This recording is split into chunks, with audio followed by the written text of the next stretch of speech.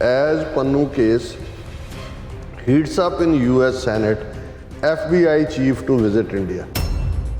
The announcement of FBI chief's trip came just as a US Senate Foreign Relations Committee hearing got underway on transnational repression, authoritarians targeting dissenters abroad.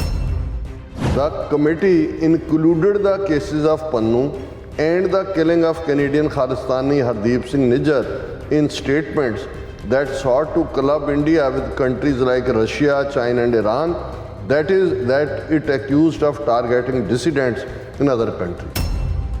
The case of India was troubling, as other countries that were accused of such operations were adversaries, not friends, and proceeded to read out details of Department of Justice indictment in Pannu case.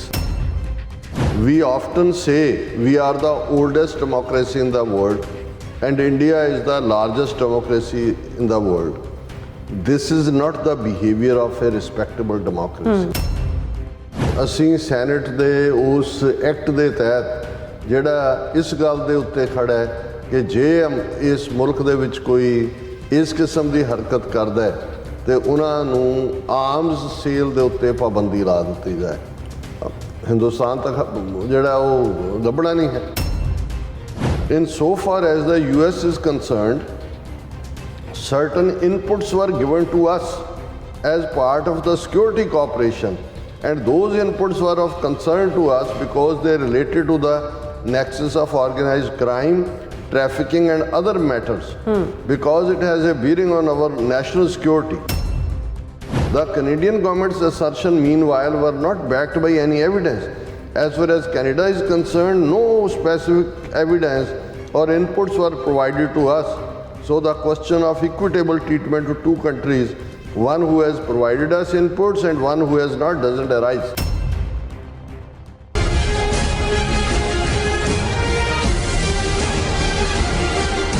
Waheguru ji ਕਾ ਖਾਲਸਾ ਵਾਹਿਗੁਰੂ ਜੀ ਕੀ ਫਤਿਹ। ਅਸਲਾਮ ਵਾਲੇਕਮ ਆਦਾਬ ਅਰਜ਼ ਮੈਂ ਤੁਹਾਡੀ host Neelam Kaur ਤੇ ਮੈਂ TV4 ਦੇ ਸਾਰੇ ਦਰਸ਼ਕਾਂ ਤੇ ਸਰੋਤਿਆਂ ਨੂੰ ਜੀ ਆਇਆਂ ਕਹਿੰਦੀ ਹਾਂ ਪ੍ਰੋਗਰਾਮ ਸੱਚੋ ਸੱਚ ਵਿੱਚ, ਜਿਹੜੇ ਇਸ ਪ੍ਰੋਗਰਾਮ ਨਾਲ ਦੇਸ਼ਾਂ ਵਿਦੇਸ਼ਾਂ ਤੋਂ ਜੁੜ ਚੁੱਕੇ ਨੇ। ਖਾਲਸਾ ਨਫੇਲ ਸੈਂਟਰ ਦੇ ਸੰਚਾਲਕ ਡਾਕਟਰ ਅਮਰਜੀਤ ਸਟੂਡੀਓ 'ਚ ਮੇਰੇ ਨਾਲ ਰੋਜ਼ਾਨਾ ਦੀ ਤਰ੍ਹਾਂ ਸ਼ਾਮਿਲ ਨੇ। ਉਹਨਾਂ ਨਾਲ ਗੱਲਬਾਤ ਕਰਕੇ ਅੱਜ ਦੇ ਅਹਿਮ ਇਸ਼ੂਜ਼ ਉੱਪਰ ਉਹਨਾਂ ਤੋਂ ਉਹਨਾਂ ਦਾ ਤਜ਼ੀਆ ਜਾਣਦੇ ਹਾਂ। ਜੀ ਡਾਕਟਰ ਸਾਹਿਬ ਵਾਹਿਗੁਰੂ ਜੀ ਕਾ ਖਾਲਸਾ ਵਾਹਿਗੁਰੂ ਜੀ ਕੀ ਫਤਿਹ। ਹਾਂਜੀ ਨੀਲਮ ਕੌਰ ਜੀ, ਤੁਹਾਨੂੰ ਵੀ ਤੇ ਦੁਨੀਆ ਭਰ 'ਚ ਬੈਠੇ ਸਾਡੇ ਬਹੁਤ ਹੀ ਪਿਆਰੇ ਸੋਹਣੇ ਸਿਆਣੇ TV84 ਦੇ ਵਿਊਅਰਸ ਨੂੰ ਵੀ ਵਾਹਿਗੁਰੂ ਜੀ ਕਾ ਖਾਲਸਾ ਵਾਹਿਗੁਰੂ ਜੀ ਕੀ ਫਤਿਹ। ਸਾਡੇ ਬਹੁਤ ਹੀ ਪਿਆਰੇ ਮੁਸਲਮਾਨ ਭੈਣਾਂ ਭਰਾਵਾਂ ਨੂੰ ਅਸਲਾਮ ਅਲੈਕਮ ਤੇ ਗੰਗਾ ਜਮਨੀ ਤਹਿਜ਼ੀਬ ਦੇ ਹਿੰਦੂ ਤਵੀਆਂ ਨੂੰ ਨਮੋ ਨਮੇ। ਜੀ ਡਾਕਟਰ ਸਾਹਿਬ ਜੀ ਨੂੰ ਪ੍ਰੋਗਰਾਮ ਸੱਚੋ ਸੱਚ ਵਿੱਚ ਬਹੁਤ ਮਿਹਰਬਾਨੀ। ਜੀ ਡਾਕਟਰ ਸਾਹਿਬ ਅੱਜ 7 ਦਸੰਬਰ 2023 24 ਮੱਘਰ ਨਾਨਕ ਸ਼ਾਹੀ ਸੰਮਤ 555 ਦਾ ਦਿਨ ਹੈ ਤੇ ਡਾਕਟਰ ਸਾਹਿਬ ਪ੍ਰੋਗਰਾਮ ਸ਼ੁਰੂ ਕਰਨ ਤੋਂ ਪਹਿਲਾਂ ਅਸੀਂ ਆਪਣੇ ਦਰਸ਼ਕਾਂ ਤੇ ਸਰੋਤਿਆਂ ਨੂੰ ਹਮੇਸ਼ਾ ਤਰ੍ਹਾਂ ਦੱਸਦੀ ਵਿਊਅਰਸ, ਜੇ ਤੁਸੀਂ ਹੱਕ ਸੱਚ ਇਨਸਾਫ ਤੇ ਪੈਰਾ ਦਿਨ ਦਾ ਇੱਕੋ ਇੱਕ ਚੈਨਲ TV4 ਨੂੰ ਦੇਖਣਾ ਚਾਹੁੰਦੇ ਹੋ ਤਾਂ ਤੁਸੀਂ ਦੇਖ ਸਕਦੇ ਹੋ ਸਪੈਕਟਰਮ ਕੇਬਲ, ਆਰਸਨ ਕੇਬਲ, ਵੈਲਫੇਅਰ ਕੈਨੇਡਾ, roku, ਜਾਦੂ ਬਾਕਸ, ਸ਼ਾਵਾ, ਫੇਸਬੁੱਕ TV84 ਦੇ ਐਪ ਰਾਹੀਂ online streaming and IP box ਤੇ ਤੁਸੀਂ TV84 ਨੂੰ ਦੇਖ ਸਕਦੇ ਹੋ।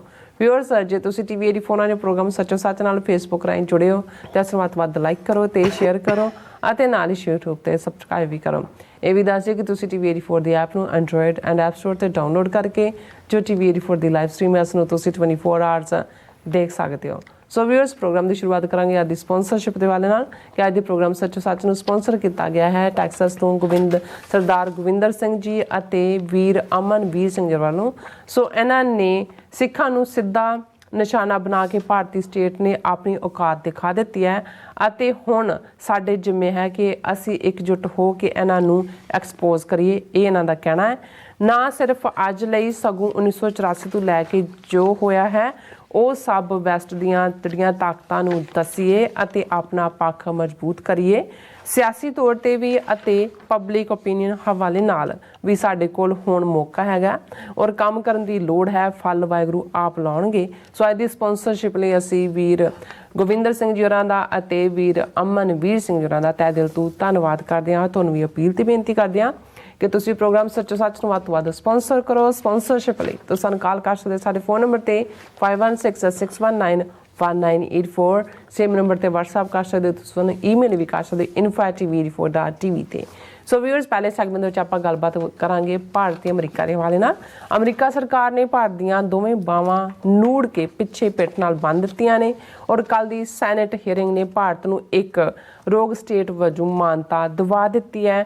ਹੁਣ ਦਿੱਲੀ ਭਾਰਤ ਵਿੱਚ ਅਮਰੀਕਾ ਦੇ ਅੰਬੈਸਡਰ ਐਰਿਕ ਗਾਰਸੇਟੀ ਨੇ ਐਲਾਨ ਕੀਤਾ ਹੈ ਕਿ FBI ਦੇ ਮੁਖੀ ਕ੍ਰਿਸ ਰੇ ਭਾਰਤ ਆ ਰਹੇ ਨੇ। ਇਸ ਨੇ ਭਾਰਤ ਦੇ ਸਿਆਸੀ ਹਲਕਿਆਂ ਵਿੱਚ ਕਾਫੀ ਖਲਬਲੀ ਮਚਾ ਦਿੱਤੀ ਹੈ।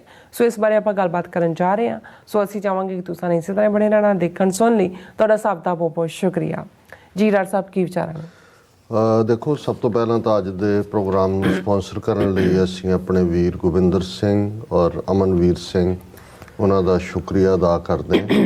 ਇਹ ਸਾਡੇ ਦੋਵੇਂ ਵੀਰਾਂ ਨੇ ਟੈਕਸਾਸ ਸਟੇਟ ਦੇ ਵਿੱਚ, ਖਾਸ ਤੌਰ 'ਤੇ ਡੈਲਸ ਦੇ ਵਿੱਚ TV84 ਨੂੰ ਸਬਸਟੈਂਸ਼ੀਅਲ ਫਾਈਨੈਂਸ਼ੀਅਲ ਹੈਲਪ ਦਿਵਾਉਣ ਦਾ ਜਿਹੜਾ ਉਪਰਾਲਾ ਕੀਤਾ ਲਗਾਤਾਰ ਕਰਦੇ ਨੇ। ਔਰ ਵੀਰ ਗੋਬਿੰਦਰ ਸਿੰਘ ਜਿਨ੍ਹਾਂ ਦੀ ਸਾਡੇ ਨਾਲ ਸਾਂਝ ਉਨੀ ਪੁਰਾਣੀ ਹੈ ਜਿੰਨੀ ਡਾਕਟਰ ਅਮਰਜੀਤ ਸਿੰਘ ਹੋਰਾਂ ਨਾਲ ਸੀ, ਉਹ ਤਾਂ ਸਾਨੂੰ ਵਿਛੋੜਾ ਦੇ ਗਏ, ਪਰ ਵੀਰ ਗੋਬਿੰਦਰ ਸਿੰਘ ਨੇ ਉਹਨਾਂ ਦੀ ਗੈਰ ਹਾਜ਼ਰੀ ਦੇ ਵਿੱਚ ਜਿਹੜੀ ਹੈ TV84 ਦੀ ਜ਼ਿੰਮੇਵਾਰੀ ਆਪਣੇ ਆਪ 'ਤੇ ਲਈ।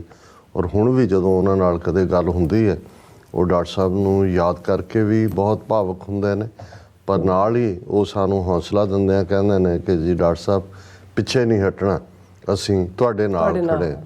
ਇਸੇ ਤਰ੍ਹਾਂ ਅਮਨਵੀਰ ਸਿੰਘ ਇੱਕ ਨੌਜਵਾਨ ਪੂਰੇ ਜੋਸ਼ ਨਾਲ ਭਰੇ ਹੋਏ ਔਰ ਪੂਰੇ ਉਤਸ਼ਾਹ ਨਾਲ, ਜਿਹੜਾ ਜਿਵੇਂ ਇੱਕ ਕਮਾਂਡੋ ਵਾਲੀ ਸਟਰੈਂਥ ਹੁੰਦੀ ਹੈ, ਹਾਲਾਂ ਸਟਰਗਲ ਵੀ ਕਰਦੇ ਨੇ ਬਿਜ਼ਨਸ ਵਾਈਜ਼। ਹੁਣ ਉਹ ਭਾਵੇਂ ਮੈਸਾਚੂਸਟਸ ਮਿਸਿਸਿਪੀ ਸਟੇਟ 'ਚ ਆਏ ਨੇ, ਉੱਥੋਂ ਡਾਲਸ ਤੋਂ, ਔਰ ਪੇਸ਼ਕਦਮੀ ਕਰ ਰਹੇ ਨੇ। ਔਰ ਅਸੀਂ ਜਿਵੇਂ ਸਾਊਥ ਕੈਰੋਲਾਈਨਾ ਦੇ ਡੰਕਨ ਗੁਰਦੁਆਰਾ ਸਾਹਿਬ ਦਾ ਜ਼ਿਕਰ ਕੀਤਾ ਸੀ ਕਿ ਭਾਈ ਉੱਥੇ ਕਿਵੇਂ ਮਹੰਤਾਂ ਨੇ ਆਪਣੀ ਮਨਮਰਜ਼ੀ ਕਰਦਿਆਂ ਬਾਬਾ ਦੀਪ ਸਿੰਘ ਸ਼ਹੀਦ, ਸੰਤ ਜਰਨੈਲ ਸਿੰਘ ਖਾਲਸਾ ਪਿੰਡਾਂ ਵਾਲਿਆਂ ਦੀਆਂ ਤਸਵੀਰਾਂ ਉਤਾਰੀਆਂ ਔਰ ਪੱਦੀ ਸ਼ਬਦਾਵਲੀ ਵੀ ਇਸਤੇਮਾਲ ਕੀਤੀ। ਸੋ ਉਹ ਪੂਰੇ ਖਾਲਸਾਈ ਬਾਣੇ ਵਿੱਚ ਆਲ ਦਾ ਵੇ ਆ ਕੇ ਇੱਕ ਐਤਵਾਰ ਉਹ ਪ੍ਰੋਟੈਸਟ ਦੇ ਲਈ ਆਏ ਸੀ।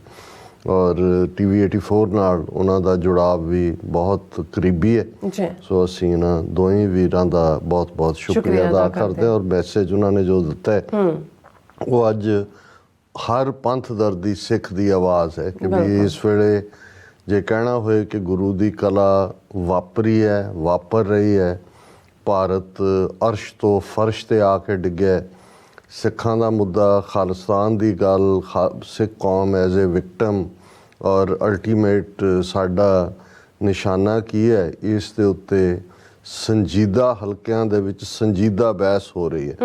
ਇੱਕ ਤਾਂ ਲਾਅ ਐਂਡ ਆਰਡਰ ਦੀ ਬਹਿਸ ਹੈ, ਉਹ ਤਾਂ ਜਿਵੇਂ ਅਸੀਂ ਜ਼ਿਕਰ ਕੀਤਾ ਕਿ ਵੀ ਭਾਰਤ ਕਿਵੇਂ ਇੱਕ ਜਮਹੂਰੀਅਤ ਨਾ ਹੋ ਕੇ ਇੱਕ ਰੋਗ ਸਟੇਟ ਹੈ, ਉਸ ਬਾਰੇ ਇੰਡਾਇਕਟਮੈਂਟ ਫਾਈਲ ਹੋਈ ਇੱਥੋਂ ਦੀ ਨਿਊਯਾਰਕ ਦੀ ਅਦਾਲਤ ਦੇ ਵਿੱਚ, ਉਹਨੂੰ ਲੈ ਕੇ ਕਾਨੂੰਨੀ ਮਾਹਿਰ ਕਿ ਕਿੱਥੋਂ ਇੰਟਰਨੈਸ਼ਨਲ ਲਾਅ ਸ਼ੁਰੂ ਹੁੰਦਾ ਹੈ, ਕਿਵੇਂ ਉਹਨਾਂ ਨੇ ਡੋਮੈਸਟਿਕ ਅਮਰੀਕਾ ਦੇ ਕਾਨੂੰਨਾਂ ਦੀ ਵਾਇਲੇਸ਼ਨ ਕੀਤੀ, ਉਹਦੇ ਲਈ ਜਦੋਂ ਟਰਾਇਲ 'ਚ ਜਾਏਗਾ ਕੌਣ ਕੌਣ ਦੋਸ਼ੀ ਹੈ, ਉਹ ਸਾਰੀ ਹੋਰ ਵੀ ਲਿਸਟ, ਜਿਵੇਂ ਅਸੀਂ ਕਿਹਾ ਸੀ ਜਿਹਨੂੰ CC1 ਕਿਹਾ ਜਾ ਰਿਹਾ। ਅੱਜ ਵੀ ਸਾਡੇ ਵੀਰ ਗੁਰਪ੍ਰੀਤ ਸਿੰਘ ਵੜੈਚ ਹੋਰਾਂ ਨਾਲ ਗੱਲਬਾਤ ਹੋ ਰਹੀ ਸੀ, ਮੈਂ ਕਿਹਾ ਵੀ ਇਹ ਕੰਸਪੀਰੇਟਰ, CC ਦਾ ਮਤਲਬ ਕੋ ਕੰਸਪੀਰੇਟਰ ਹੈ, ਪਰ ਜੇ ਉਹਨਾਂ ਨੇ ਇੱਕ ਨੰਬਰ ਦਿੱਤਾ ਇਹਦਾ ਮਤਲਬ 2 ਵੀ ਹੋਏਗਾ, 3 ਵੀ ਹੋਏਗਾ। ਜੇ ਉਹ ਇਕੱਲਾ ਹੀ ਉੱਥੇ ਦਿੱਲੀ ਬੈਠਾ NSA ਜਾਂ ਰਾਹ ਦਾ ਹਾਇਰ ਅਫੀਸ਼ੀਅਲ ਹੁੰਦਾ ਜਾਂ ਸਿਕਿਉਰਿਟੀ ਨਾਲ ਸੰਬੰਧਿਤ ਅਜੀਤ ਡੋਵਾਲ ਖੁਦ ਵੀ ਹੋ ਸਕਦਾ, ਫਿਰ ਇੱਕੋ ਹੀ ਲਫ਼ਜ਼ ਹੋਣਾ ਸੀ। ਸੋ ਇਹ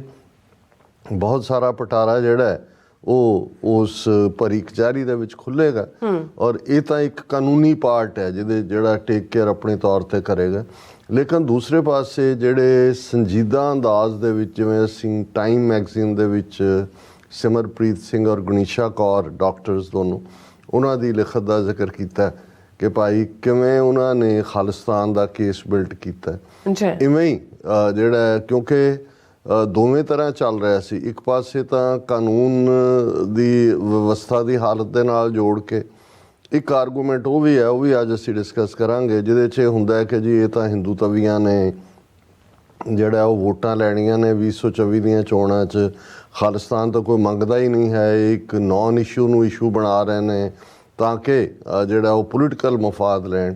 ਸੋ ਇਹਨੂੰ ਵੀ ਅਸੀਂ ਦੇਖ ਰਹੇ ਹਾਂ ਕਿ ਲੇਕਿਨ ਜਿਹੜੀ ਸੰਜੀਦਾ ਬਹਿਸ ਹੈ ਜਿਹਨਾਂ ਹਲਕਿਆਂ, ਜਿਵੇਂ ਅਸੀਂ ਟਾਈਮ ਮੈਗਜ਼ੀਨ ਦੀ ਗੱਲ ਕੀਤੀ ਜਾਂ ਈਵਨ ਹੁਣ ਨਿਊਯਾਰਕ ਟਾਈਮ ਜਾਂ ਵਾਸ਼ਿੰਗਟਨ ਪੋਸਟ, ਅਜੇ ਉਸ ਲੈਵਲ ਤੱਕ ਤਾਂ ਨਹੀਂ ਆਏ, ਲੇਕਿਨ ਉਹ ਇਸ ਨੂੰ ਪਿੱਛੇ ਨਾਲ ਜੋੜ ਰਹੇ ਨੇ। ਔਰ ਕਿਉਂਕਿ ਬਹੁਤ ਸਾਰੇ ਪੱਛਮੀ ਵਰਲਡ ਦੇ ਲਈ, ਜਿਵੇਂ ਇੰਡੀਆ ਨੇ ਇਸ ਕੇਸ ਨੂੰ ਦਹਿਸ਼ਤਗਰਦੀ ਦੇ ਨਾਲ ਜੋੜਿਆ, ਸਾਰੀ ਖਾਲਿਸਤਾਨ ਦੇ ਕੇਸ ਨੂੰ, ਸੋ ਬਹੁਤਿਆਂ ਦੇ ਲਈ ਤਾਂ ਸ਼ਾਇਦ ਖਾਲਿਸਤਾਨ ਦੀ ਲਹਿਰ 1980 'ਚ ਸ਼ੁਰੂ ਹੋਈ, 90 'ਚ ਸਰਕਾਰ ਨੇ ਜਿਹੜੀ ਹੈ ਉਹ ਵਾਇਲੈਂਸ ਵਾਲੀ ਮੂਵਮੈਂਟ ਸੀ ਤੇ ਵਾਇਲੈਂਸ ਨਾਲ ਹੀ ਸਰਕਾਰ ਨੇ ਦਬਾ ਦਿੱਤੀ।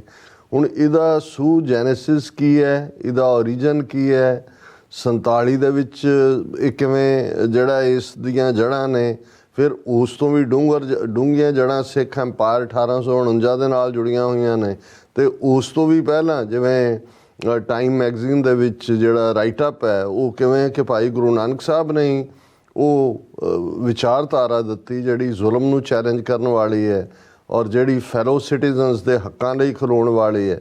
ਔਰ ਇਹੀ ਕਾਰਨ ਹੈ ਕਿ ਸਿੱਖ ਮੁਗਲਾਂ ਨੂੰ ਵੀ ਚੁਭੇ, ਦਰਾ ਖੈਬਰ ਪਾਰ ਦੇ ਹਮਲਾਵਰਾਂ ਨੂੰ ਵੀ ਚੁਭੇ। ਅੰਗਰੇਜ਼ਾਂ ਨੇ ਥੋੜ੍ਹਾ ਜਿਹਾ ਜਿਹੜਾ ਉਹ ਹੱਥ ਹੁੱਥ ਫੇਰ ਕੇ ਜਿਹੜਾ ਮਰਸਨਰੀ ਕਰੈਕਟਰ ਵੀ ਖੜਾ ਕੀਤਾ, ਪਰ ਫਿਰ ਵੀ ਅੰਗਰੇਜ਼ ਹਮੇਸ਼ਾ ਹੀ ਖੌਫਜ਼ਦਾ ਰਹੇ ਸਿੱਖਾਂ ਤੋਂ।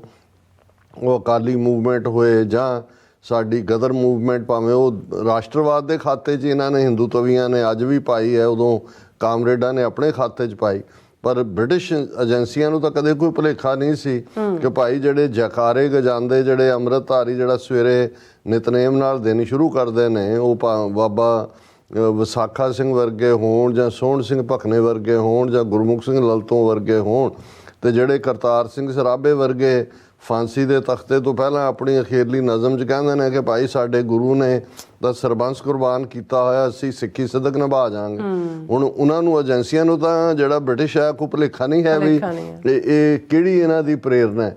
ਸੋ ਉਹ ਸਾਰਾ ਜਦੋਂ ਇਸ ਸਾਰੇ ਨੂੰ ਉਸ ਲੈਵਲ ਦੇ ਉੱਤੇ ਜਾ ਕੇ ਦੇਖਿਆ ਜਾਏਗਾ, ਫਿਰ ਜਿਹੜਾ ਸਿੱਖ ਕੇਸ ਹੈ, ਖਾਲਿਸਤਾਨ ਦਾ ਕੇਸ ਹੈ, ਅਸੀਂ ਸਮਝਦੇ ਹਾਂ ਵੀ ਆਉਣ ਵਾਲੇ ਪੀਰੀਅਡ 'ਚ ਜਿਹੜਾ ਹੈ ਉਹ ਇੱਕ ਤਾਂ ਨਾਰੇ ਜੈਕਾਰੇ ਨੇ ਜਿਹੜੇ ਉਹ ਹਮੇਸ਼ਾ ਰਹਿਣੇ ਚਾਹੀਦੇ ਨੇ, ਕਿਉਂਕਿ ਇਹ ਤੁਹਾਡੀ ਹਾਈ ਸਪਿਰਿਟ ਵੀ ਰੱਖਦਾ ਹੈ, ਦੁਸ਼ਮਣ ਨੂੰ ਵੀ ਤਕਲੀਫ ਦਿੰਦਾ ਹੈ।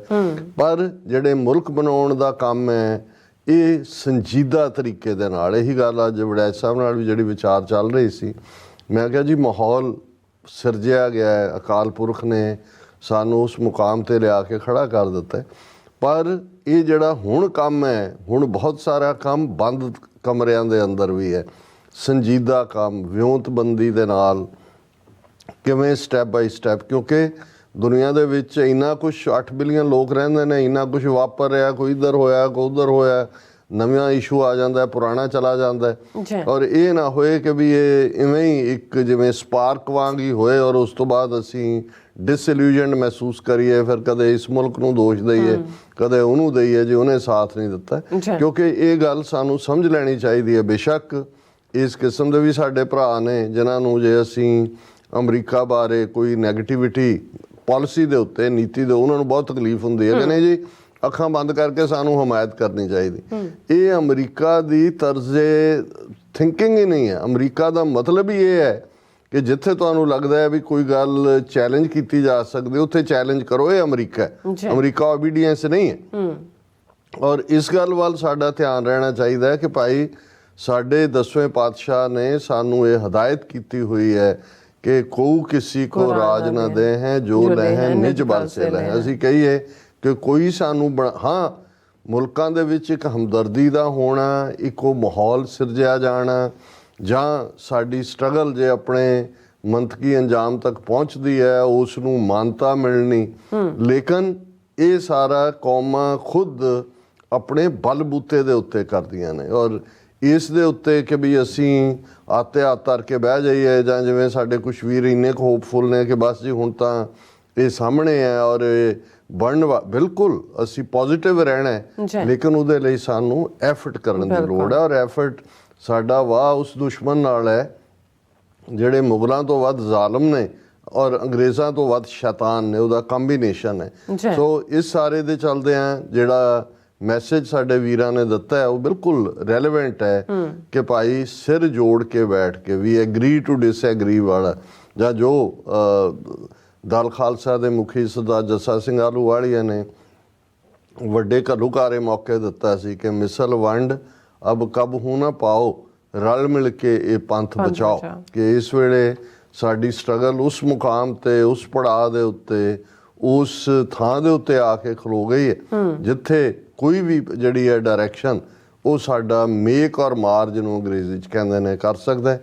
ਔਰ ਜਿਵੇਂ ਤੁਸੀਂ ਕਿਹਾ ਵੀ ਹਾਲ ਦੀ ਘੜੀ ਜੇ ਭਾਰਤ ਦੀ ਹਾਲਤ ਦੇਖਣੀ ਹੋਏ ਤਾਂ ਪਹਿਲਾਂ ਤਾਂ ਅਸੀਂ ਇਹੀ ਕਿਹਾ ਪਹਿਲੇ ਪ੍ਰੋਗਰਾਮਾਂ 'ਚ ਕਿ ਬਾਂਹ ਮਰੋੜੀ ਹੈ, ਫਿਰ ਹੁੰਦਾ ਵੀ ਮਰੋੜ ਕੇ ਪਿੱਠ ਨੂੰ ਲਾਈ ਹੈ।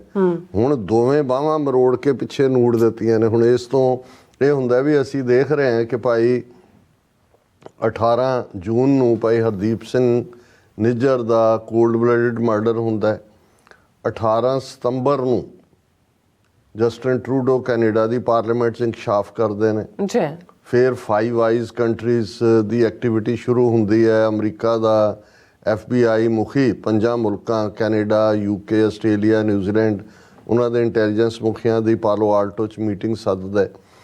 ਔਰ ਫਿਰ ਅਮਰੀਕਾ ਜਿਹੜਾ ਉਹ ਅੱਗੋਂ ਇੱਕ ਸਟੈਪ ਅੱਗੇ ਜਾ ਕੇ ਅਮਰੀਕਾ ਦੇ ਜਿਹੜੇ ਹਾਇਰ ਆਫੀਸ਼ੀਅਲਸ ਨੇ, CIA chief, 2+2 dialogue, secretary of state, secretary of defence, ਉਹ ਜਾ ਕੇ ਇੰਡੀਆ ਨੂੰ ਕਹਿੰਦੇ ਨੇ ਕਿ ਭਾਈ ਪਹਿਲਾਂ ਤਾਂ ਕਹਿੰਦੇ ਨੇ ਦੋਨੋਂ ਤੁਸੀਂ ਦੋਸਤ ਹੋ ਸਾਡੇ, ਕੈਨੇਡਾ ਇੰਡੀਆ ਕੋਆਪਰੇਟ ਕਰੋ। ਫਿਰ ਨੈਕਸਟ ਜਿਹੜਾ ਇਹਨਾਂ ਦਾ ਅਧਿਕਾਰੀ ਜਾਂਦਾ ਉਹ ਕਹਿੰਦਾ ਭਾਈ ਇੰਡੀਆ ਸ਼ੁੱਡ ਕੋਆਪਰੇਟ। ਤੇ ਫਿਰ ਅਖੀਰਲੇ ਜਦੋਂ ਸੈਕਟਰੀ ਆਫ ਸਟੇਟ ਦਿੱਲੀ ਖਲੋ ਕੇ ਕਹਿੰਦਾ ਕਿ ਇੰਡੀਆ ਮਸਟ ਕੋਆਪਰੇਟ, ਤੇ ਇਹ ਸਾਰਾ ਉਸ ਪੀਰੀਅਡ ਤੱਕ ਹੀ ਸੀ।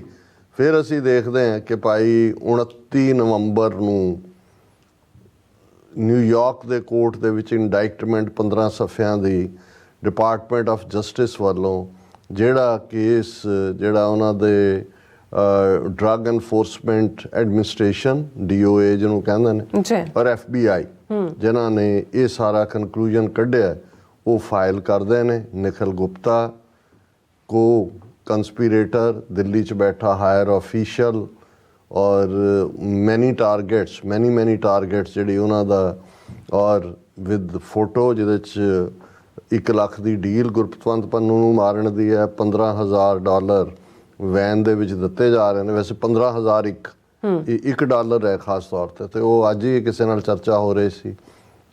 ਮੈਂ ਕਿਹਾ ਟਿਪੀਕਲ ਹਿੰਦੂ ਤਵੀ ਲਾਈਨ ਹੈ। ਮੈਂ ਕਿਹਾ ਸਾਡੇ 'ਚ ਵੀ ਬਹੁਤਿਆਂ ਦਾ ਅਸਰ ਹੈ, ਅਸੀਂ 50 ਨਹੀਂ ਦਿੰਦੇ, 51 ਦਿੰਦੇ ਆ, 21, 51, 101। ਮੈਂ ਕਿਹਾ ਇਹ ਪੱਕਾ ਹਿੰਦੂ ਤਵੀ ਜਿਹੜਾ ਉਹ ਕਹਿੰਦੇ ਜੀ ਬਾਕੀ ਤਾਂ ਸਮਝ ਆ $1 ਵੱਲ ਬੜਾ।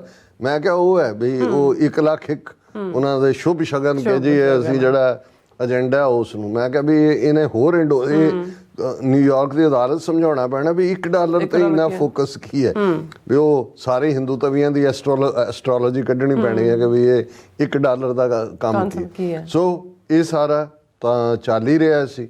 ਔਰ ਅਸੀਂ ਦੇਖਦੇ ਹਾਂ ਵੀ ਡੇਟਾਂ ਦਾ ਵੀ ਜੇ ਅਸੀਂ ਇਸ ਸਾਰਿਆਂ ਨੂੰ ਦੇਖਦੇ ਹਾਂ ਕਿ ਉਸ ਇੰਡਾਇਕਟਮੈਂਟ ਦੇ ਵਿੱਚ ਇਹ ਗੱਲ ਕਲੀਅਰ ਹੁੰਦੀ ਹੈ ਕਿ 29 ਜੂਨ, ਕਿਉਂਕਿ ਇਹ ਜਿਹੜੀ ਸਾਰੀ ਇਹਨਾਂ ਦੀ ਕਿਲਿੰਗ ਸਪਰੀ ਕੈਨੇਡਾ ਅਮਰੀਕਾ ਦੇ ਪ੍ਰਾਈਮ ਟਾਰਗੇਟ ਸਾਫ਼ ਕਰਨ ਦੇ ਸੀ, ਉਹ 1 ਜੂਨ ਤੋਂ ਸ਼ੁਰੂ ਹੋ ਜਾਂਦਾ ਹੈ। ਔਰ 29 ਜੂਨ ਨੂੰ ਇਹਦਾ ਭੋਗ ਪੈ ਜਾਂਦਾ ਹੈ। 29 ਜੂਨ ਨੂੰ ਨਿਖਿਲ ਗੁਪਤਾ ਨੂੰ ਗ੍ਰਿਫਤਾਰ ਕਰ ਲਿਆ ਜਾਂਦਾ ਚੈੱਕ ਰਿਪਬਲਿਕ 'ਚ। ਹੁਣ ਡੇਟਾ ਜੇ ਅਸੀਂ 18 ਜੂਨ ਨੂੰ ਹਰਦੀਪ ਸਿੰਘ ਨਿੱਜਰ ਦਾ ਮਰਡਰ ਹੁੰਦਾ ਹੈ ਤੇ 18 ਸਤੰਬਰ ਨੂੰ ਹੀ ਜਸਟਿਨ ਟਰੂਡੋ ਕਰਦੇ ਨੇ। ਇੱਧਰ 29 ਜੂਨ ਨੂੰ ਨਿਖਿਲ ਗੁਪਤਾ ਫੜਿਆ ਜਾਂਦਾ ਹੈ। ਠੀਕ 5 ਮਹੀਨੇ ਬਾਅਦ 29 ਨਵੰਬਰ ਨੂੰ ਇਹ ਜਿਹੜਾ ਡਰੱਗ ਐਨਫੋਰਸਮੈਂਟ ਐਡਮਿਨਿਸਟ੍ਰੇਸ਼ਨ ਔਰ FBI ਦੀ ਇਨਕੁਆਇਰੀ ਔਰ ਜ਼ਾਹਰ ਹੈ ਡਿਪਾਰਟਮੈਂਟ ਆਫ ਜਸਟਿਸ ਇਹ ਇੰਡਾਇਕਟਮੈਂਟ ਫਾਈਲ ਕਰਦੇ ਨੇ 29 ਨਵੰਬਰ। ਹੁਣ 29 ਨਵੰਬਰ ਤੋਂ ਅੱਜ ਅਸੀਂ ਜਿਹੜਾ 7 ਦਸੰਬਰ ਨੂੰ ਗੱਲ ਕਰ ਰਹੇ ਹਾਂ, 8 ਦਿਨ ਹੋਏ ਨੇ। ਹੁਣ ਇਹਨਾਂ 8 ਦਿਨਾਂ ਦੇ ਵਿੱਚ ਜਿਹੜੀ ਡਿਵੈਲਪਮੈਂਟ ਆਲਰੇਡੀ ਸਟੇਟ ਡਿਪਾਰਟਮੈਂਟ ਦੇ ਸਪੋਕਸਪਰਸਨ ਨੇ ਬੜਾ ਕਲੀਅਰਲੀ ਇਹ ਕਿਹਾ, ਕਿਉਂਕਿ ਅਸੀਂ ਦੇਖਦੇ ਹਾਂ ਕਿ ਇਸ ਬੀਤੇ ਹਫ਼ਤੇ 'ਚ ਕਿਵੇਂ ਅਮਰੀਕਾ ਦੀ ਨੈਸ਼ਨਲ ਸਿਕਿਉਰਿਟੀ ਦਾ ਜਿਹੜਾ ਨੰਬਰ 2 ਮੈਨ ਹੈ ਜੋਨਾਥਨ ਫਾਈਨਰ, ਉਹ ਦਿੱਲੀ ਵਿੱਚ ਸੀ। ਉਹਨੇ ਵੀ ਬੜਾ ਬਾਂਹ ਤਾਂ ਮਰੋੜੀ। ਨਾਲ ਦੀ ਨਾਲ ਸਟੇਟ ਡਿਪਾਰਟਮੈਂਟ ਨੇ ਅਗਲੇ ਦਿਨ ਕਿਹਾ ਕਿ ਭਾਈ ਉਹਨੇ ਜੋਨਾਥਨ ਫਾਈਨਰ ਨੇ ਜਿਹੜਾ ਉਹ ਕਿਹਾ, ਔਰ ਅਸੀਂ ਦੇਖਦੇ ਹਾਂ ਵੀ ਨਾ 29 ਨਵੰਬਰ ਨੂੰ ਇਹ ਫਾਈਲ ਹੁੰਦਾ ਹੈ ਕੈਨੇਡਾ ਨੂੰ, ਤਾਂ ਜਦੋਂ 18 ਸਤੰਬਰ ਨੂੰ ਜਸਟਿਨ ਟਰੂਡੋ ਨੇ ਕਿਹਾ, ਅਤੇ ਅੱਜ ਅਸੀਂ ਦੇਖਦੇ ਹਾਂ ਕਿ ਵੀ ਉਹਨਾਂ ਨੂੰ ਸੀਰੀਅਸਲੀ ਲੈਣ ਨੂੰ ਤਾਂ ਕੀ ਤਿਆਰ ਹੋਣਾ। ਜਸਟਿਨ ਟਰੂਡੋ ਦੀ ਕਰੈਕਟਰ ਅਸੈਸੀਨੇਸ਼ਨ ਕਰਦੇ ਰਹੇ, ਪਰ ਇੱਥੇ 29 ਨਵੰਬਰ ਤੋਂ ਹੁਣ ਤੱਕ ਹਾਈ ਲੈਵਲ ਪ੍ਰੋਬ ਕਮੇਟੀ ਵੀ ਬਣਾਤੀ ਉਹਨਾਂ ਨੇ ਕਿ ਜੀ ਪ੍ਰੋਬ ਕਰੇਗੀ ਜਾਂ ਦੂਸਰਾ। ਔਰ ਨਾਲ ਦੀ ਨਾਲ ਐਨ ਜਿਹੜਾ ਉਹ ਸਾਨ ਵਾਂਗ ਜਿਹੜੇ ਕਰ ਰਹੇ ਸੀ ਬਿਹੇਵ, ਉਹ ਗਊ ਦੇ ਜਾਏ ਬਣ ਗਏ। ਹੁਣ NSA ਦਾ ਮਿਸਟਰ ਜੋਨਾਥਨ ਫਾਈਨਰ ਤੇ ਅਜੇ ਵਾਪਸ ਮੁੜਿਆ ਹੀ ਹੈ। ਵਾਈਟ ਹਾਊਸ ਨੇ ਵੀ ਨਾਲ ਦੀ ਨਾਲ ਇਹ ਕਿਹਾ ਕਿ ਵੀ ਅਸੀਂ ਵੇਟ ਕਰ ਰਹੇ ਹਾਂ, ਜਿਹੜੀ ਹਾਈ ਲੈਵਲ ਕਮੇਟੀ ਬਣਾਈ ਹੈ ਇਹਨਾਂ ਨੇ, ਇਹਦੀ ਕੀ ਰਿਪੋਰਟ ਹੈ, ਦੈਨ ਵੀ ਵਿਲ ਸੀ ਕੀ ਹੈ। ਔਰ ਅੱਜ ਜਿਹੜਾ ਇੱਕ ਹੋਰ ਬੰਬਸ਼ੈਲ ਜਿਹੜਾ ਉਹਨਾਂ ਦੇ ਅਮਰੀਕਾ ਦਾ ਜਿਹੜਾ ਇੰਡੀਆ ਦੇ ਵਿੱਚ ਐਂਬੈਸਡਰ ਹੈ ਮਿਸਟਰ ਐਰਿਕ ਗਾਰਸੈਟੀ, ਇਹ ਕਿਸੇ ਵੇਲੇ LA ਦਾ ਮੇਅਰ ਹੁੰਦਾ ਸੀ ਜਾਣ ਤੋਂ ਪਹਿਲਾਂ, ਜਦੋਂ ਉਹਨੂੰ ਐਂਬੈਸਡਰ ਬਣਾਇਆ ਉਸ ਤੋਂ ਪਹਿਲਾਂ LA ਦਾ ਮੇਅਰ ਸੀ। ਇਹ ਹਿਊਮਨ ਰਾਈਟਸ ਦੇ ਮੁੱਦੇ ਦੇ ਉੱਤੇ ਵੀ ਕਾਫੀ ਵੋਕਲ ਰਿਹਾ ਆਲਵੇਜ਼। ਹੁਣ ਐਰਿਕ ਗਾਰਸੈਟੀ ਨੇ ਐਲਾਨ ਕੀਤਾ ਕਿ ਜੀ ਇਸ ਹਫਤੇ 'ਚ ਹੀ, ਔਰ ਮੈਂ ਡੇਟ ਕਨਫਰਮ ਕੀਤੀ ਹੈ 11 ਦਸੰਬਰ ਨੂੰ, ਕਿ FBI ਦਾ ਜਿਹੜਾ ਡਾਇਰੈਕਟਰ ਹੈ ਮੇਨ ਕ੍ਰਿਸ ਰੇ, ਉਹ ਭਾਰਤ ਆ ਰਿਹਾ। ਹੁਣ ਇਹ ਤਾਂ ਤੁਸੀਂ 29 ਨਵੰਬਰ ਤੋਂ 7 ਦਸੰਬਰ ਤੱਕ ਇਹਨਾਂ 8 ਦਿਨਾਂ ਦੇ ਵਿੱਚ ਉੱਥੇ ਹਾਈ ਲੈਵਲ ਪ੍ਰੋਬ ਕਮੇਟੀ ਵੀ ਬਣ ਜਾਂਦੀ ਹੈ। NSA ਦਾ ਨੰਬਰ 2 ਬੰਦਾ ਜਾ ਰਿਹਾ ਹੈ। ਵਾਈਟ ਹਾਊਸ, ਸਟੇਟ ਡਿਪਾਰਟਮੈਂਟ ਉਹਨੂੰ ਇੰਡੋਸ ਕਰ ਰਹੇ ਨੇ ਵੀ ਅਸੀਂ ਵੇਟ ਕਰ ਰਹੇ ਹਾਂ ਕਮੇਟੀ ਰਿਪੋਰਟ, ਔਰ FBI ਦਾ ਮੁਖੀ ਜਿਹੜਾ ਦਿੱਲੀ ਪਹੁੰਚ ਰਿਹਾ। ਹੁਣ ਇਹ ਛੋਟੀਆਂ ਡਿਵੈਲਪਮੈਂਟਸ ਨਹੀਂ ਨੇ, ਔਰ ਇਹਨਾਂ ਨੇ ਖਲਬਲੀ ਮਚਾਣੀ ਹੈ।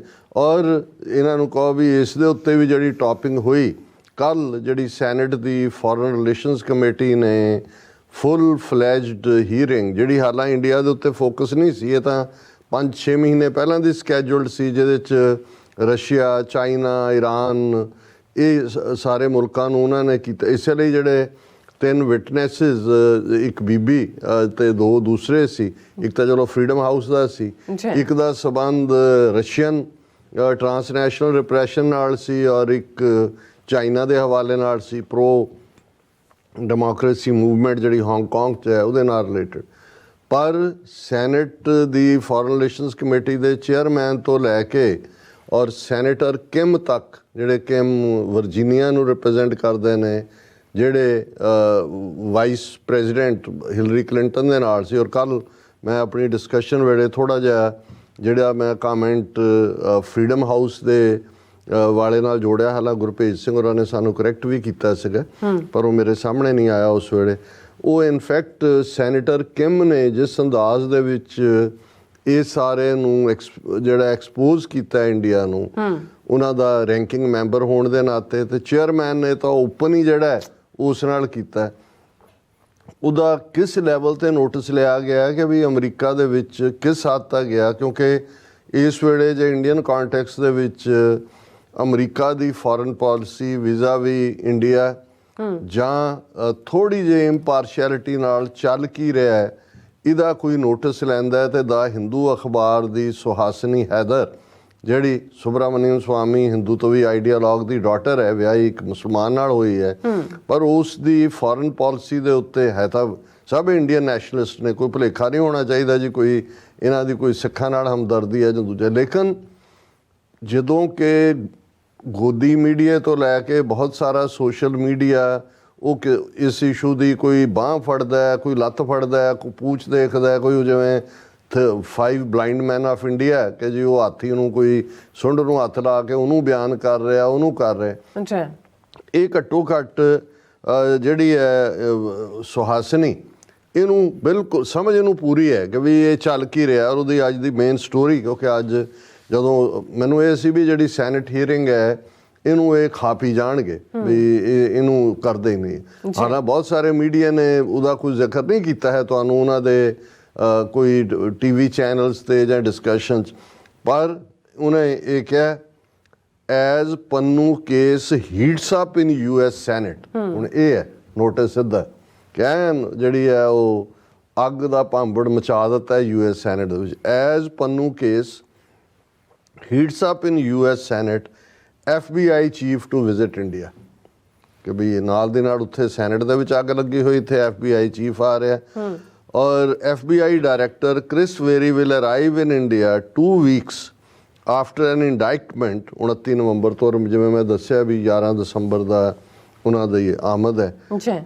After an indictment linked to Indian government official to the Pannun assassination plot on the basis of FBI and DEA investigations.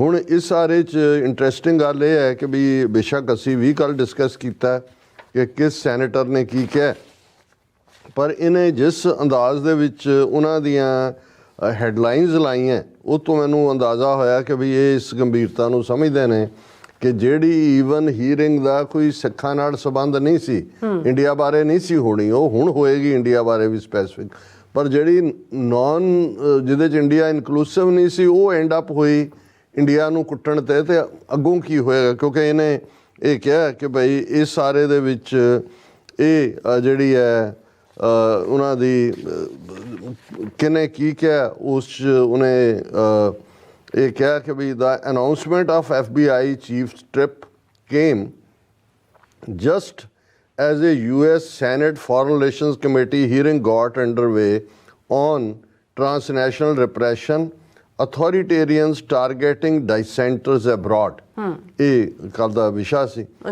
The committee included the cases of Pannu and the killing of Canadian Khalistani Hardeep Singh Nijjar in statements that sought to club India with countries like Russia, China and Iran, that it accused of targeting dissidents in other countries. So ਹੁਣ ਇਹਨੇ ਵੀ admit ਕਰ ਲਿਆ ਕਿ senate ਦੀ ਇਸ hearing ਨੇ India ਨੂੰ Russia China ਵਾਲੀ category 'ਚ ਖੜਾ ਕਰ ਦਿੱਤਾ। ਫਿਰ ਉਹਨੇ ਜਿਹੜਾ ਸ਼ੁਰੂ ਕੀਤਾ ਮਿਸਟਰ ਗਾਰਸੈਟੀ ਜਿਹੜੇ ਨੇ ਉਹਨਾਂ ਦੀ ਟੈਸਟੀਮਨੀ ਤੋਂ, this was the number 1 country that US Secretary of Treasury Janet Yellen went to outside the United States 4 times this year। Mister Garcetti ਨੇ ਕਿਹਾ ਕਿ ਜੀ ਇਹ ਤਾਂ ਸਾਡਾ ਜਿਹੜਾ ਉਹ ਦੋਸਤੀ ਵਾਲਾ ਮੁਲਕ ਸੀ, ਜਿਹਦੇ 'ਚ ਕਿ ਜਿਹੜਾ ਸਾਡੇ 4 ਵਾਰ ਜਿਹੜੇ ਨੇ ਉਹ ਪ੍ਰੋਮੀਨੈਂਟ ਬੰਦੇ ਜਿਹੜੇ ਨੇ ਉਹ ਗਏ। ਉਹਨਾਂ ਨੇ ਕਿਹਾ ਵੀ ਇਹ ਗਲੋਬਲ ਟੈਕਨੋਲੋਜੀ ਸਮਿਟ ਜਿਹੜੀ ਹੈ ਉਹ ਮਿਨਿਸਟਰੀ ਐਕਸਟਰਨਲ ਅਫੇਅਰਸ, ਇਹ ਸਾਰੇ ਹੀ ਜਿਹੜੇ secretary of state Anthony Blinken just came here for the 3rd time, secretary of defence, ਇਹ ਸਾਰੇ ਹੀ ਇਹ ਜਿਹੜਾ ਉਹਨਾਂ ਦਾ ਗਾਰਸੈਟੀ ਦਿੱਲੀ 'ਚ ਐਂਬੈਸਡਰ ਹੈ ਉਹ ਵੀ ਕਹਿ ਰਿਹਾ। ਔਰ ਇੱਥੋਂ ਵਾਲਿਆਂ 'ਚ ਨਾਲ ਦੀ ਨਾਲ ਜਿਹੜਾ ਉਹ ਬਲਿੰਕਨ ਦੇ ਹਵਾਲੇ ਨਾਲ ਦੂਸਰਿਆਂ ਦੇ ਹਵਾਲੇ ਨਾਲ ਗੱਲ ਕਰਦੇ ਆ, US ਡਿਪਾਰਟਮੈਂਟ ਆਫ ਜਸਟਿਸ ਦਾ ਹਵਾਲਾ ਦਿੱਤਾ। ਹੁਣ ਇਹ ਬੀਬੀ ਕਹਿ ਰਹੀ ਹੈ ਕਿ ਭਾਈ ਇਹ ਦੇਖੋ ਕਿ US ਸੈਨੇਟ ਦੀ ਹੀਅਰਿੰਗ ਦੇ ਵਿੱਚ ਟਰਾਂਸਨੈਸ਼ਨਲ ਜਦੋਂ ਰਿਪਰੈਸ਼ਨ ਦੀ ਗੱਲ ਹੋਈ ਤਾਂ ਮਿਸਟਰ ਮਾਈਕਲ ਐਬਰਾਮੋਸ ਜਿਨ੍ਹਾਂ ਨੇ ਕਿਹਾ ਫਰੀडम ਹਾਊਸ ਤੇ, ਉਹਨਾਂ ਨੇ ਕਿਹਾ ਕਿ who express concerns over the backsliding of democracy in India. ਕਿ ਇੱਕ ਹੁੰਦਾ ਅੱਗੇ ਨੂੰ ਜਾਣਾ, ਇੱਕ ਹੋਣਾ ਪਿੱਛੇ ਨੂੰ ਜਾਣਾ, ਕਿ ਵੀ ਉੱਥੇ ਫਰੀडम ਹਾਊਸ ਦੇ ਨੇ ਕਿਹਾ ਕਿ ਜੀ ਇੰਡੀਆ ਤਾਂ ਬੈਕ ਸਲਾਈਡ ਕਰ ਰਿਹਾ ਅਦਰ ਕੰਟਰੀਜ਼, ਔਰ ਇਹ ਜਿਹੜਾ authoritarian repressive measures and surveillance to track dissidents. ਫਿਰ ਉਹਨੇ US ਸੈਨੇਟਰ ਟਿਮ ਕੇਨ ਨੂੰ ਕੋਟ ਕੀਤਾ। ਉਹਨੇ ਕਿਹਾ ਕਿ US senator Tim Kaine said the case of India was troubling as other countries that were accused of such operations were adversaries, not friends, and proceeded to read out details of Department of Justice indictment in Pannu case. ਉਹਨੇ ਕਿਹਾ ਵੀ senator ਤਾਂ ਉਹ ਪੜ੍ਹਨ ਲੱਗ ਗਿਆ, ਉਹਨੇ Washington post ਦਾ ਪੂਰਾ paragraph ਪੜ੍ਹਿਆ ਕਿ ਵੀ ਕੀ ਡਿਪਾਰਟਮੈਂਟ ਆਫ ਜਸਟਿਸ ਨੇ ਕਿਹਾ। ਉਹਨੇ ਜਿਹੜੇ ਹੁਣ ਟਿਮ ਕੇਨ ਨੇ ਕਿਹਾ ਸੈਨੇਟਰ ਨੇ, ਉਹਦੇ ਲਫ਼ਜ਼ਾਂ ਨੂੰ ਇਹਨੇ ਕੋਟ ਅਨਕੋਟ ਦਿੱਤਾ ਹੈ। We often say we are the oldest democracy in the world and India is the largest democracy in the world. This is not the behaviour of a respectable democracy. ਇਹ ਹੁਣ Tim ਕੇਨ ਕਹਿ ਰਿਹਾ ਕਿ ਉਹ ਆਪਣੇ ਆਪ ਨੂੰ ਕਹਿੰਦੇ ਸੀ ਜੀ ਅਮਰੀਕਾ ਓਲਡੈਸਟ ਹੈ ਔਰ ਅਸੀਂ ਲਾਰਜੈਸਟ ਹੈ, ਪਰ ਉਹਨੇ ਕਿਹਾ ਵੀ ਇੱਦਾਂ ਕਰਦੀਆਂ ਨੇ ਜਮਹੂਰੀਅਤਾਂ, ਡੈਮੋਕ੍ਰੇਸੀ ਇਹ ਹੁੰਦੀ ਹੈ।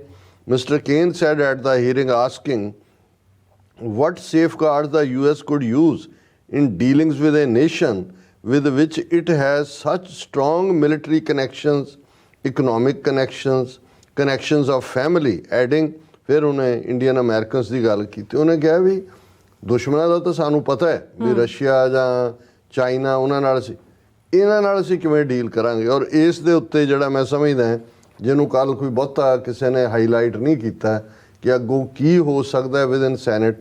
ਹੁਣ ਜਿਹੜੇ ਇਸ ਕਮੇਟੀ ਦੀ ਹੀਅਰਿੰਗ ਸ਼ਾਮਲ ਸੀ ਉਹ ਉਹਨਾਂ ਦੇ ਵਿੱਚ ਮੈਰੀਲੈਂਡ ਤੋਂ ਸੈਨੇਟਰ ਕ੍ਰਿਸ ਵੈਨ ਹੈਲਨ, ਇਹ ਪਹਿਲਾਂ ਕਾਂਗਰਸਮੈਨ ਸੀ ਮੈਰੀਲੈਂਡ 'ਚ, ਉਦੋਂ ਵੀ ਸਿੱਖ ਕਾਂਗਰੈਸ਼ਨਲ ਕਾਕਸ ਦਾ ਹਿੱਸਾ ਵੀ ਸੀ।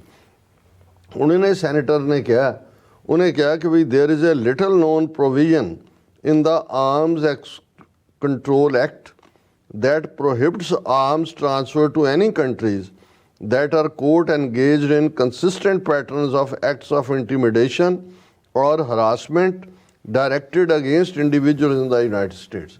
ਹੁਣ ਇਹਦਾ ਨੈਕਸਟ ਸਟੈਪ ਕੀ ਹੋ ਸਕਦਾ ਜੇ ਇੰਡੀਆ ਨੇ ਪ੍ਰੋਪਰ ਕੋਆਪਰੇਟ ਨਾ ਕੀਤਾ ਜੀ, ਜੋ ਸੈਨੇਟਰ ਨੇ ਕਿਹਾ ਵੈਨ ਹਾਲ ਨੇ ਕਿ ਵੀ ਅਸੀਂ ਸੈਨੇਟ ਦੇ ਉਸ ਐਕਟ ਦੇ ਤਹਿਤ ਜਿਹੜਾ ਇਸ ਗੱਲ ਦੇ ਉੱਤੇ ਖੜਾ ਹੈ ਕਿ ਜੇ ਇਸ ਮੁਲਕ ਦੇ ਵਿੱਚ ਕੋਈ ਇਸ ਕਿਸਮ ਦੀ ਹਰਕਤ ਕਰਦਾ ਹੈ ਤੇ ਉਹਨਾਂ ਨੂੰ ਆਰਮਸ ਸੇਲ ਦੇ ਉੱਤੇ ਪਾਬੰਦੀ ਲਾ ਦਿੱਤੀ ਜਾਏ।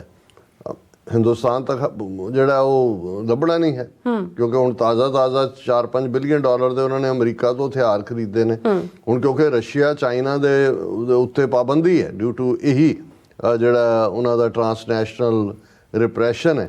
ਔਰ ਸੈਨੇਟਰ ਨੇ ਇਹ ਇਨਫੈਕਟ ਇੱਕ ਧਮਕੀ ਵਾਂਗ ਹੀ ਹੁੰਦਾ ਹੈ ਕਿ ਨੈਕਸਟ ਸਟੈਪ ਇਸ ਪਾਸੇ ਜਾ ਸਕਦਾ ਹੈ। ਹੁਣ ਅਸੀਂ ਦੇਖ ਰਹੇ ਹਾਂ ਵੀ ਇੱਕ ਪਾਸੇ ਤਾਂ ਇੰਡੀਆ ਦਾ ਜਿਹੜਾ ਰਿਐਕਸ਼ਨ ਹੋਣਾ ਹੈ ਜਾਂ ਰਿਐਕਸ਼ਨ ਹੈ ਉਸ ਨੂੰ ਜੇ ਉਹਨਾਂ ਦਾ foreign minister mister S Jai Shankar ਉਹ ਰਾਜ ਸਭਾ ਦੇ ਵਿੱਚ ਇਸ ਦੇ ਉੱਤੇ ਰਿਐਕਟ ਕਰ ਰਿਹਾ।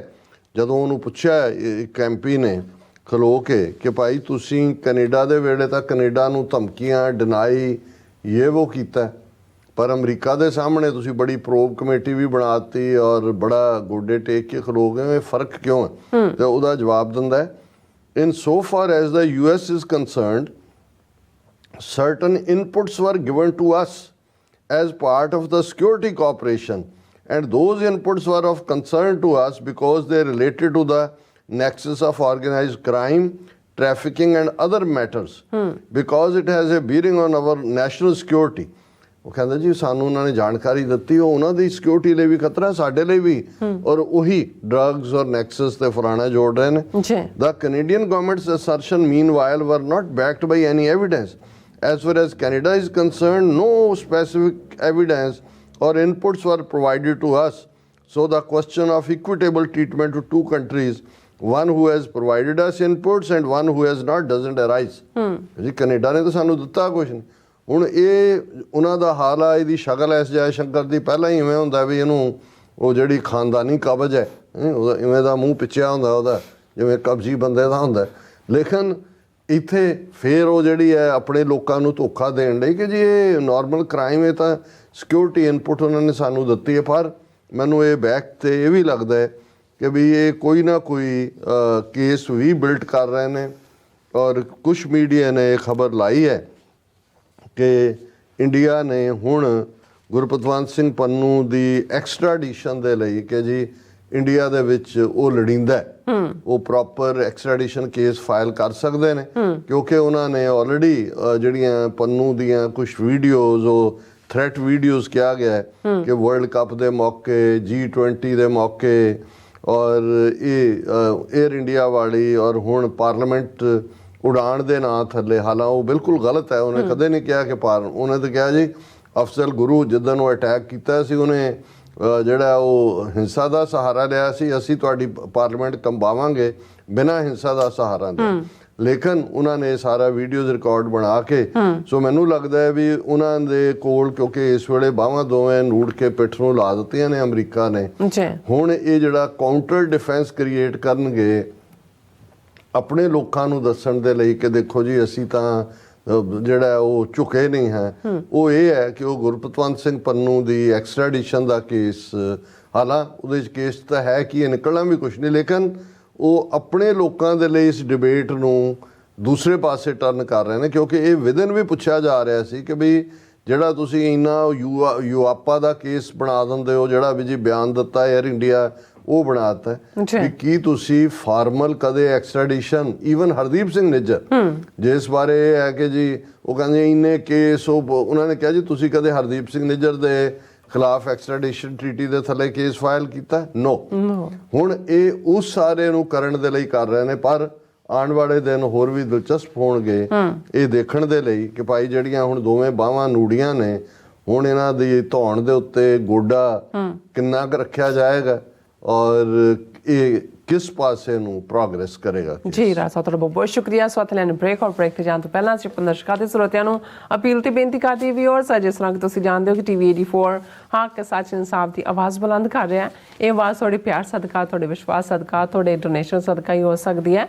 ਸੋ ਅਸੀਂ ਚਾਹਾਂਗੇ ਕਿ ਤੁਸੀਂ ਟੀਵੀ 84 ਦੀ ਚੜ੍ਹਦੀ ਕਲਾ ਲਈ ਵੱਧ ਤੋਂ ਵੱਧ ਡੋਨੇਟ ਕਰੋ। ਡੋਨੇਟ ਕਰਨ ਲਈ ਸਾਡੀ ਵੈਬਸਾਈਟ tv84.tv ਤੇ ਜਾ ਕੇ ਪੇਪਲ ਦੀ ਵਰਤੋਂ ਕਰਕੇ ਵਨ ਟਾਈਮ ਡੋਨੇਟ ਕਰ ਸਕਦੇ ਹੋ, ਮੰਥਲੀ ਡੋਨੇਟ ਵੀ ਕਰ ਸਕਦੇ ਹੋ। ਤੁਸੀਂ ਟੀਵੀ 84 ਦੇ ਨਾਮ ਤੇ ਚੈੱਕ ਬਣਾ ਕੇ ਸਾਨੂੰ ਮੇਲ ਵੀ ਕਰ ਸਕਦੇ ਹੋ ਸਾਡੇ ਇਸ ਪਤੇ ਤੇ 36-01 37th Avenue, ਲੌਂਗ ਆਈਲੈਂਡ ਸਿਟੀ, ਨਿਊਯਾਰਕ 11101 USA, ਜਾਂ ਫਿਰ ਤੁਸੀਂ ਸਾਨੂੰ ਫੋਨ ਰਾਹੀਂ ਵੀ ਸੰਪਰਕ ਕਰ ਸਕਦੇ ਹੋ 5166191984। ਤੁਸੀਂ ਸਾਨੂੰ ਈਮੇਲ ਵੀ ਕਰ ਸਕਦੇ ਹੋ info@tv84.tv ਤੇ। ਅਸੀਂ ਤੁਹਾਡੇ ਤਹਿ ਦਿਲ ਤੋਂ ਸ਼ੁਕਰਗੁਜ਼ਾਰ ਹੋਵਾਂਗੇ। ਸੋ ਇੱਥੇ ਲੈਣੇ ਬ੍ਰੇਕ ਵੀਅਰਸ, ਤੁਸੀਂ ਇਸੇ ਤਰ੍ਹਾਂ ਬਣੇ ਰਹਿਣਾ। ਮਿਲਦੇ ਹਾਂ ਆਫਟਰ ਦਿਸ ਸ਼ਾਰਟ ਬ੍ਰੇਕ।